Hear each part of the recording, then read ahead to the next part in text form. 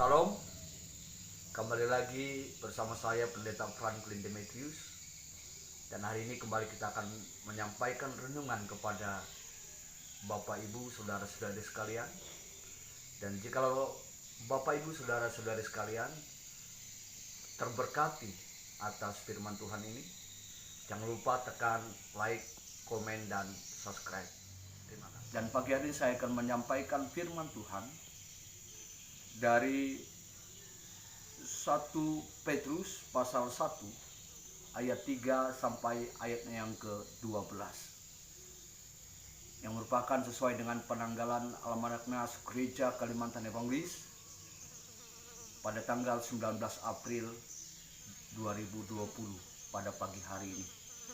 Baik, sebelum kita masuk dalam pelayanan firman Tuhan, sebelumnya mari kita berdoa. Allah kekal, Bapa kami dalam Yesus Kristus, sinarilah kami dengan kuasa Roh-Mu yang kudus, untuk kami boleh menyingkap kebenaran Tuhan melewati firman hari ini. Terima kasih Tuhan, di dalam nama Yesus kami berdoa dan mengucap syukur. Amin. Bapak Ibu sidang jemaat Tuhan yang terkasih di dalam Tuhan Yesus Kristus, firman Tuhan yang menjadi bagian dari pemberitaannya pada hari ini dari 1 Petrus pasal 1 ayat 3 sampai yang ke-12.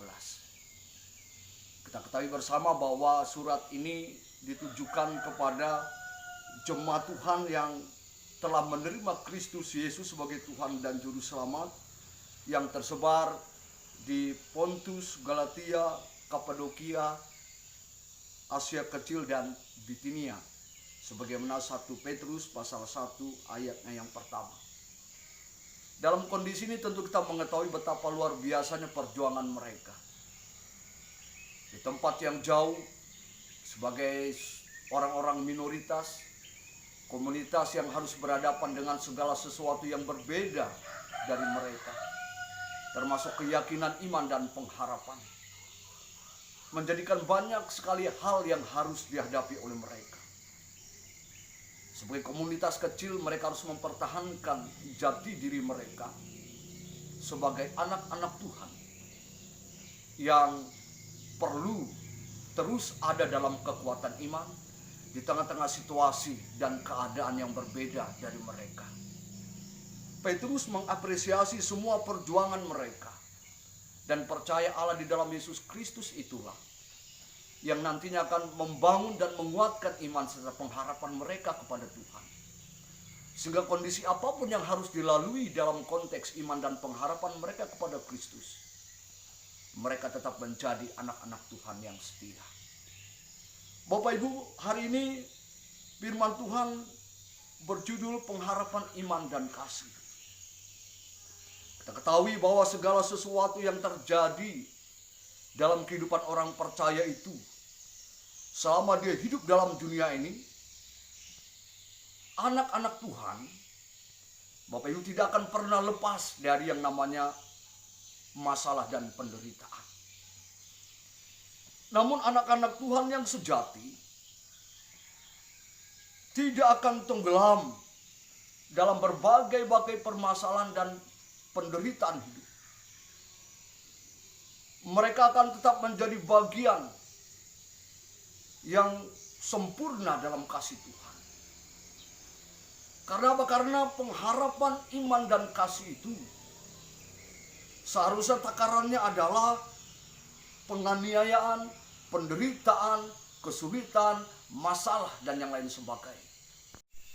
Sehingga anak-anak Tuhan bukanlah anak-anak Tuhan yang mudah putus asa, apalagi murtad karena penderitaan, penganiayaan, dan beban hidup. Sama sebagaimana jemaat yang ada di Pontus, Galatia, Kapadokia, Asia Kecil, dan Bitinia. Mereka adalah jemaat yang sedang menghadapi penganiayaan, sehingga nas ini dimulai dari kata-kata bahwa mereka telah dipilih oleh Allah pada ayat yang kedua. Sebagai orang-orang telah dipilih oleh Allah dalam rencana Allah, maka segala sesuatu yang mereka kerjakan sesuai dan seturut dengan apa yang telah Tuhan tentukan bagi kehidupan mereka. Kemudian, mengapa orang-orang percaya di Asia Kecil, Bitinia, Pontus, Galatia, dan Kapadokia itu sanggup menghadapi berbagai pencobaan? Karena Tuhan sendiri sudah katakan bahwa jaminan bagi mereka adalah keselamatan, yaitu pewaris kerajaan surga, ayat yang keempat. Sehingga ketika mereka sudah lahir baru di dalam Kristus, sebagaimana ayat yang ketiga, berarti mereka sudah menerima keselamatan itu, dan kemudian mereka juga telah dijanjikan atau berhak menjadi waris kerajaan surga, di mana Allah sendiri merupakan jaminan bagi hidup mereka untuk menerima keselamatan itu. Nah, sebagai orang-orang yang sudah menerima keselamatan di dalam Yesus Kristus, mereka akan dipelihara oleh Allah sendiri, masuk dalam rencana besar, masuk dalam apa yang Tuhan kehendaki dalam kehidupan mereka. Tuhanlah kekuatan mereka menghadapi penganiayaan. Tuhanlah yang menjadi bagian dalam penderitaan mereka, dalam masalah-masalah hidup mereka, sehingga mereka akan senantiasa dikuatkan. Oleh sebab itu, nasihat Petrus adalah supaya mereka terus bersuka cita, mereka terus berpengharapan, sekalipun dalam hidup mereka ada di dalam kesusahan dan penderitaan. Petrus juga menjelaskan bahwa tujuan Tuhan mengizinkan penderitaan kepada umatnya adalah bukan untuk menjatuhkan mereka. Sebaliknya, untuk membuktikan kesejatian iman mereka. Iman yang sejati pasti teruji dengan baik. Ibarat emas yang dimurnikan oleh api dan segala kotorannya akan terbakar habis. Stop. Petrus juga menjelaskan bahwa tujuan Tuhan mengizinkan penderitaan kepada umatnya adalah bukan untuk menjatuhkan mereka. Sebaliknya, untuk membuktikan kesejatian iman mereka. Iman yang sejati pasti teruji dengan baik. Ibarat emas yang dimurnikan oleh api dan segala kotorannya akan terbakar habis. Sehingga emas itu akan tampil cemerlang. Demikian juga ketika iman anak Tuhan diuji oleh penderitaan, maka anak-anak Tuhan akan menghasilkan sesuatu atau muncul sesuatu yang luar biasa pada diri seorang anak Tuhan, yaitu sebagai pemenang. Bapak Ibu, sidang jemaat Tuhan, saya akan membawa kita dalam kitab Keluaran pasal 15 ayat 22 sampai 27 tentang Dimara dan Dielim. Setelah mereka keluar dari tempat perbudakan di Mesir, mereka kemudian dibawa oleh Musa dan berjalan di padang gurun Syur. 3 hari lamanya mereka berjalan di padang gurun itu dengan tidak mendapat air. Ketika mereka sampai di Mara, tetapi mereka tidak dapat minum air di Mara itu karena rasanya pahit. Demikianlah hidup kita, bahwa kadangkala Allah sengaja membawa kita ke mata air yang pahit.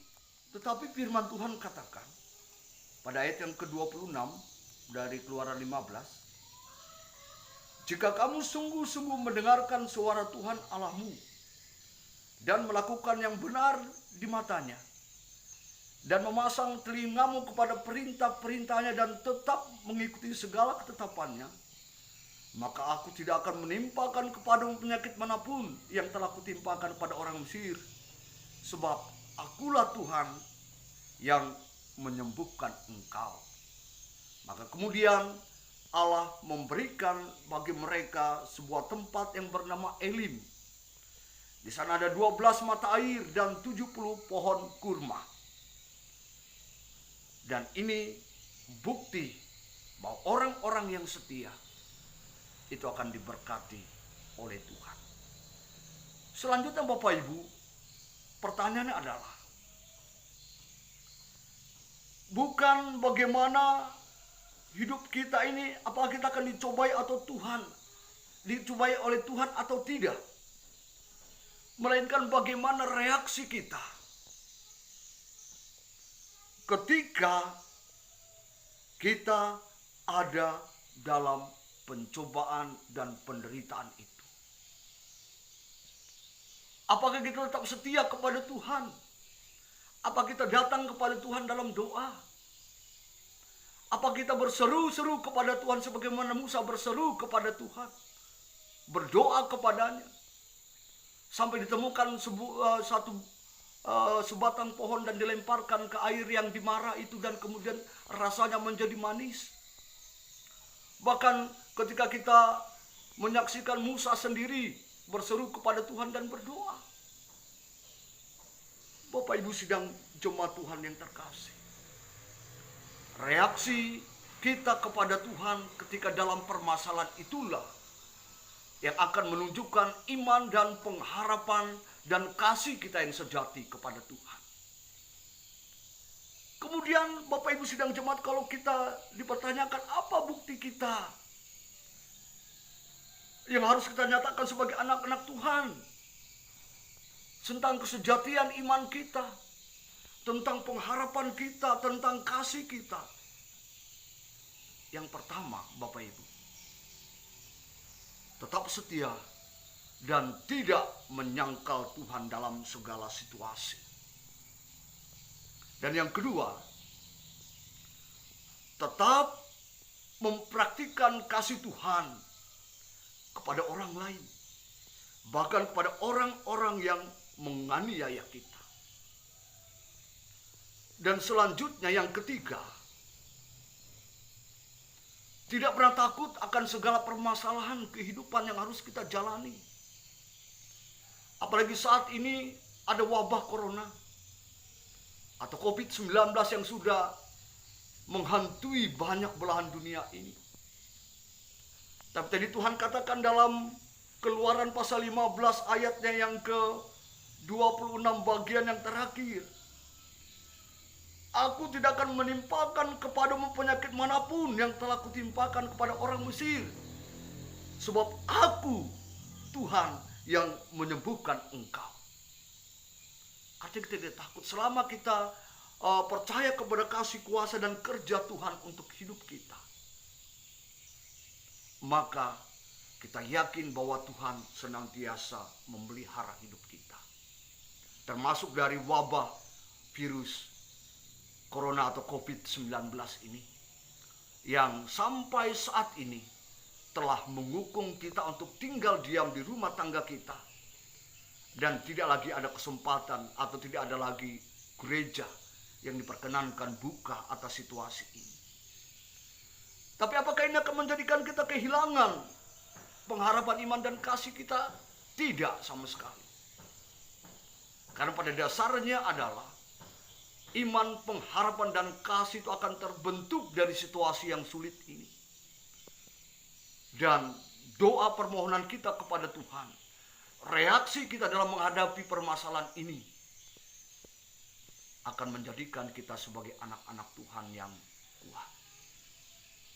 Jadikanlah iman dan pengharapan kasih kita terus tumbuh, dan buktikanlah kepada Tuhan bahwa kita adalah anak-anak Tuhan yang tetap setia apapun kondisi hidupnya.